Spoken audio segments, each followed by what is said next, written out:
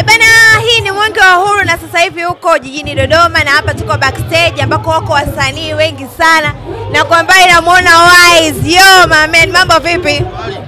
Zima. Alhamdulillah. Unyama ni mwingi Kabisa. Uko nyumbani? Hapa nyumbani. Unajisikiaje kwanza kuwepo nyumbani? Najisikia poa sana kwa sababu muda mrefu kidogo kusema kweli. Nimekuja kwenye manchi ya watu muda mrefu. Kwa hiyo nimekuja nyumbani. Nimerudi juzi, nadhani nimepeleka simu ya nyumbani ya mheshimiwa na kona.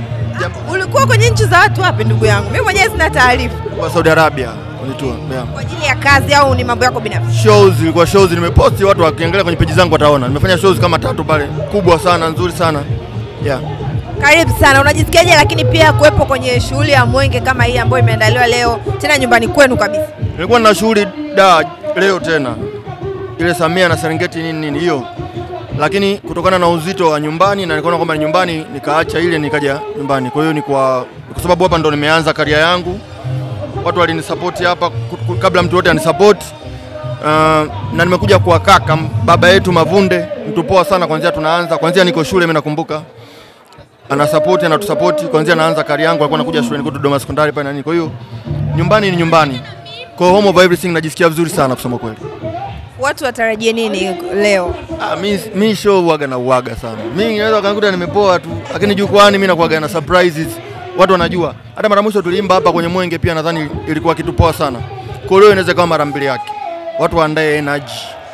Haya, hem tuambie kauli mbiu ya uchaguzi wa mwaka huu inasemaje? Ataniua huyu. Kuna haki kama sikosei. Utaniua. Ngoja niangalie. Ngoja. Nimemuuliza kauli mbiu ya mwaka huu inasemaje ya uchaguzi. Haya, ananijibu hapa anaangalia.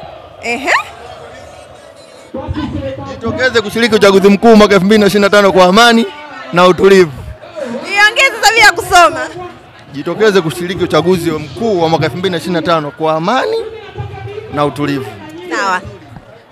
Niko vizuri. Haya, swali langu la mwisho ni challenge. Hii unanijibu ndio au hapana. Ushai kutumiaga voucher, alafu baada ya mtu kukutumia voucher ukamkataa? Analinitumia voucher afu nikamkataa. Kwa sababu zile ile hata ukitumia yeye anaweza kumwambia asante, lakini kuna watu sio mambo yao. Kwa hiyo ulikuwa una shida ya voucher, alafu ilikuwa ni ya muhimu kinoma upate voucher muda huo. Akakutumia alafu ulivyomtumia ukamkataa. Lakini najuana naye. Nimewahi. Kwa ni ndio au ni hapana? Ndio. Asante. Wewe ilikuwa ni Wise One. Bado tuko hapa backstage, tegemea updates nyingi sana kutokea hapa. Hii ni Vibe News na mimi naitwa Legacy Rates.